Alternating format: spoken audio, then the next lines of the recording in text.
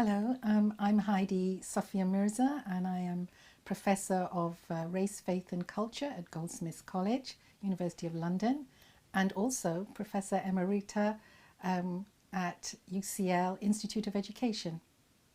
I'm really very delighted and honoured to speak to you today about a subject that's incredibly close to my heart, which is Black British feminism. It's been a subject and an activist movement that I've been involved in for the last 40 years. And I want to share with you some of the main ideas that shape Black British feminism. Firstly, why is it called Black British feminism as opposed to just Black feminism? So we know that there have been scholarship in the USA around African American Black feminist thought, the wonderful work of Patricia Hill Collins and Angela Davis and Kimberly Crenshaw very much speaks to the African American experience of women and class and race and gender and how they come together in the lived experience. But in Britain, we've had a different history, a different colonial history that has brought women from India, from Africa, from the Caribbean, from all over the world where the British colonies were. And it means that we were once there, but now we are here in Britain. So what does it mean to be British and Black? Can we be the one and the same? There is a huge controversy about this because England sees itself very much as a white nation. And white feminism, as it evolved in Britain, very much revolved around the needs and the experiences of white women. So, for example, they stressed the issues around the family, and the family was seen as oppressive for white women. It doesn't mean that it's not oppressive for women of colour, but they had other issues that were far more important. The white women in Britain in the 1960s and 70s were campaigning for abortion rights. Women of colour were saying, we just want the right to even just have children because of forced sterilisation. And I know from personal experience, when I had my daughter 40 years ago, that I was offered Depo-Provera, which we now know is a contraception, without my knowledge, so that, you know, migrant women could not procreate. And so we had different kinds of struggle. So it's about a different perspective from white feminism. And being Black in Britain can mean a myriad of things. And this can be controversial because women from India, Africa, and the Caribbean, from Latin American countries, from the Middle East, from all over the world, came under the umbrella of what it is to be Black, meaning not white in Britain. And this evolved in the 1950s and 60s as a kind of general umbrella term that can embrace women who are seen as different outside of the mainstream. And it became a powerful organizing tool. And there was a group of women who got together, and I was part of this movement called OWAD, the Organization of Women of African and Asian Descent. And it happened in it was 1978. I just finished university. I just had my daughter in a year or so later. And I came upon a poster that said, if you believe in the rights of women, women of colour, Black women, Asian women, come to the meeting in Brixton. And I went, and I've never looked back, because the energy in that room, the commitment to social change, and the discussions around the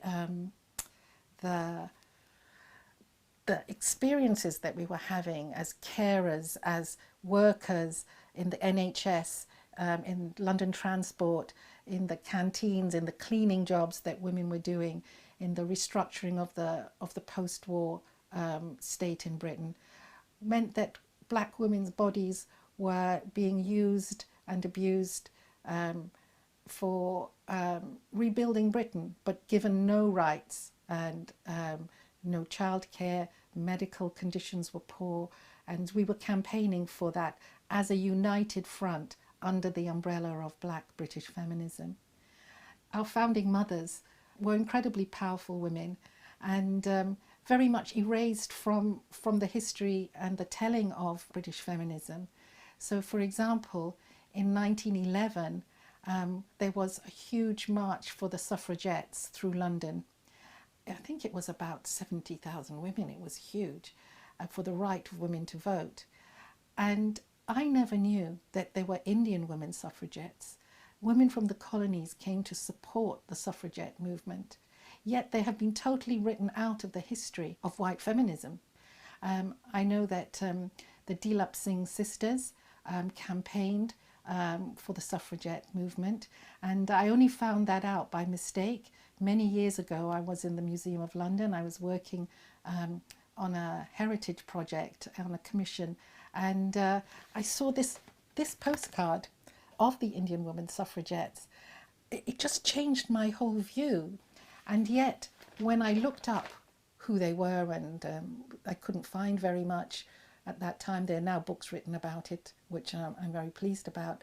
When I looked up who they were, there was the Viceroy of India who commented what exotic creatures they were, how beautiful they looked in their saris. And they were constructed in opposition to white female sexuality and sense of gender. And they were seen as not legitimate subjects of struggle. It was as if the only people that were involved in the struggle were the white women. They were just a sideshow in their beautiful exotic clothes. And this construction of women of colour as exotic, as Jezebels, as indeed is happening to Meghan Markle at the moment, is something very much at the centre of Black British feminism. How we are constructed, how our lived experiences are negated, how we can restore a sense of justice and a voice for women of colour. There was a movie for the Suffragettes, I think it was in 2015. It was on the big screen, Meryl Streep starred in it, and it highlighted the story of the white women suffragettes, but never mentioned the Asian women suffragettes. And I met the director of the movie, Sarah Gavron. We were sharing a platform together at the British Library, discussing women and women's rights. And I said to her directly on the stage, why did you not mention Asian women suffragettes? And she said they didn't fit the narrative. And this is the thing. We don't fit in to the Black British people do not fit, and women do not fit into the narrative that the British have constructed about themselves in terms of the colonial history, where we were enslaved and indentured and moved around the world to produce, sugar and cocoa and coffee for the great English cup of tea. Yet we don't hear about the labour of women to make that cup of tea and the conditions in which they live. And that's the heart of Black British feminism, to expose that erasure.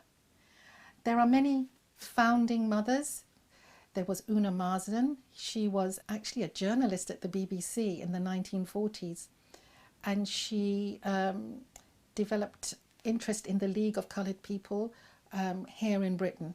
So she was a campaigner of the very earliest post-war period. Then in the 1960s, we had Claudia Jones, who, in the backdrop of the Notting Hill riots, which was against migrants, she developed the West Indian Gazette and the Notting Hill Carnival. And she came from Trinidad, the same country that I am from. And so she's a proud sister who,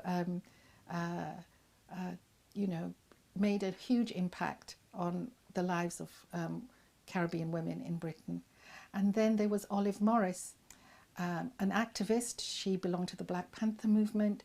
She campaigned against police harassment, and she was a powerful voice, but she died very early, and never got to see the fruits of her labour, which are now part of our Black feminist movement. And then there are other women like Jayaben Desai, and Jayaben Desai campaigned for the union rights of Asian women. She stood up against her white bosses at the Grunwick, which was a photo processing plant in the 1980s. And I know what that's like because I used to work at a photo processing plant when I first left the university. And it was a place that women of colour were treated very badly. We couldn't get up and go to the toilet. We had to ask permission to eat under very poor pay and conditions. And she campaigned long and hard, but the white unions wouldn't let women of colour into those unions, and this would be, the late 1970s. So it hasn't been long, the Black feminist movement, but the roots are deep, and we have ongoing social action for Say Her Name, which campaigning for the rights of women in custody, just as we have Black Lives Matter.